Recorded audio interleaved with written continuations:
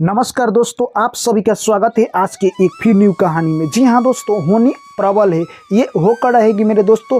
होनी को कोई मिटा नहीं सकता है। अगर आप शक्तिशाली है तो ये नहीं होगा कि दोस्तों आपके घर या आपके ऊपर होनी नहीं आएगी, आपसे डर जाएगी। अगर दोस्तों होनी है तो वो होकर रहेगा इस धरती पर, उसे कोई नहीं मिटा सकता है मेरे दोस्त। यहाँ तक कि ब्रह्मा जी भी कहते हैं कि होनी होकर ही रहेगी, इसे मैं भी नहीं मिटा सकता हूँ, क्योंकि जिसके भाग में जो लिखा है वो होकर रहेगा। क्योंकि दोस्तों हर किसी इंसान का भाग ऊपर से लिख कर आता है, उसके कर्मों पर निर्धारित होता है। जैसा कर्म करेगा वैसा फल मिलेगा, ये दोस्तों होकर रहेगा। कभी ऐसा नहीं होगा कि आप आम के गाछ लगाएंगे और आपको बबूल मिल जाएगा, आपको आम ही मिलेगा, बबूल नहीं मिलेगा।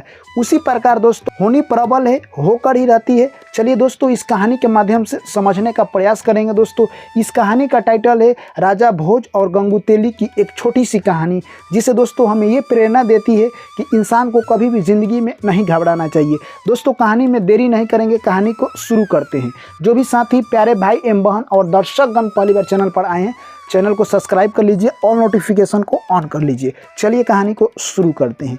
एक प्यारा सा गांव था। उस गांव में दोस्तों एक राजा रहा करते थे, जिनका राज्य बहुत दूर तक प्रचलित था। दोस्तों राजा लोगों के काफ़ी प्रिय थे। राजा हर किसी की समस्या को निजी भाव से लेते थे और हर किसी की समस्या को समाधान किया करते थे। एक दिन की बात है, राजा अपने गांव में एक ब्राह्मण के घर जाते हैं और देखते हैं कि इनके घर काफ़ी गरीबी है। तभी उस ब्राह्मण से पूछते हैं कि हे ब्राह्मण देवता, आपके घर तो काफ़ी गरीबी है। तभी ब्राह्मण देवता कहते हैं कि हमारे घर ना कोई पुत्र है, ना ही हमारा सहारा है, यानी हमारा बुढ़ापा का सहारा लाठी जो कि लड़का होता है वो नहीं है, इसीलिए हम लोग बहुत गरीबी से झेल रहे हैं।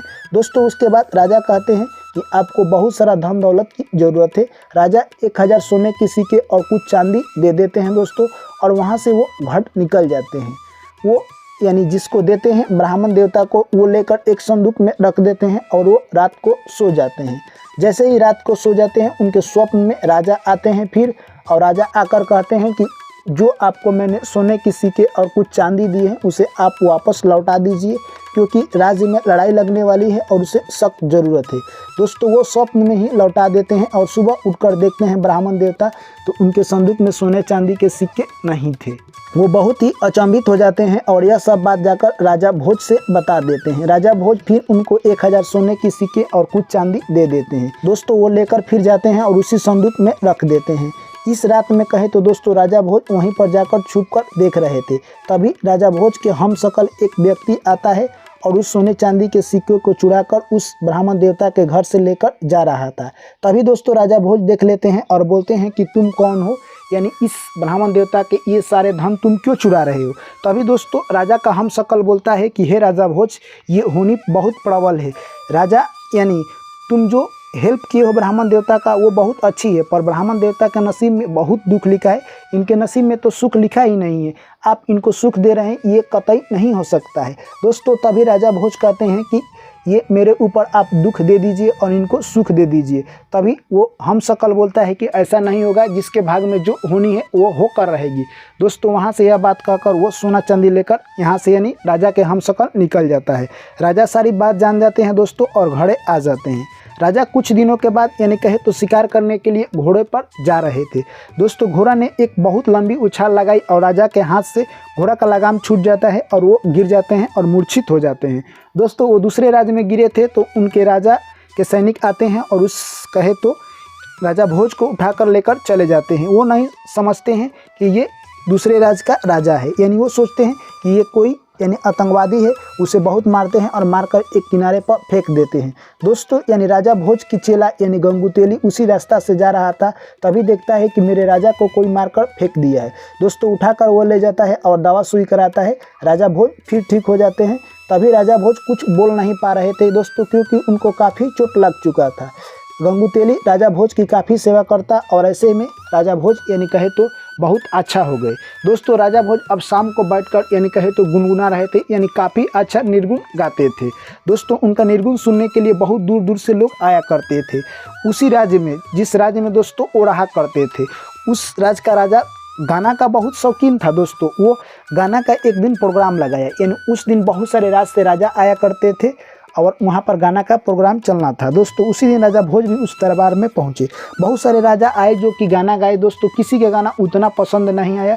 जब बारी आया दोस्तों राजा भोज की, वो हाथ उठाकर चारों तरफ प्रणाम करते हैं और सभी का आशीर्वाद लेते हैं।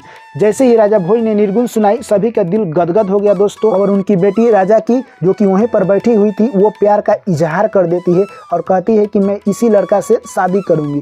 दोस्तों राज दरबार में भरे इतना लोग चौंक जाते हैं कि ये कैसा प्यार का इजहार है, यानी कि ये लड़का इतना अच्छा गाता है और इससे राजा की लड़की शादी करेगी।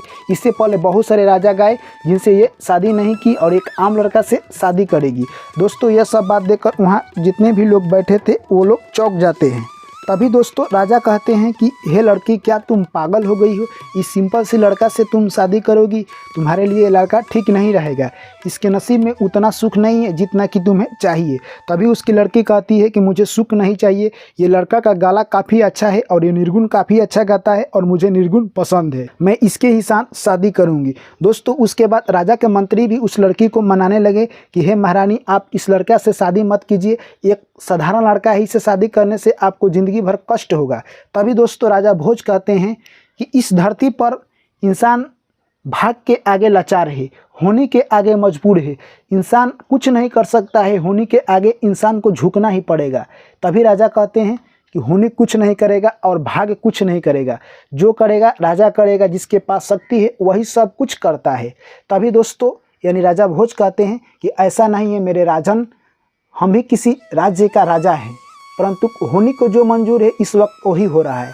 मैं आपके राज्य में एक अपराधी स्वरूप आया था और आपके मंत्रियों ने मुझे मारकर फेंक दिया था, और एक मेरा चेला, राजा भोज का चेला यानी गंगुतेली, जो कि मेरा दवा सुई किया और मुझको ठीक किया, ये मेरा होनी है जो कि आपके यहाँ खींच कर लाया है, और मैं आपके राज्य में एक राजा होकर भी गाना सुना रहा हूँ।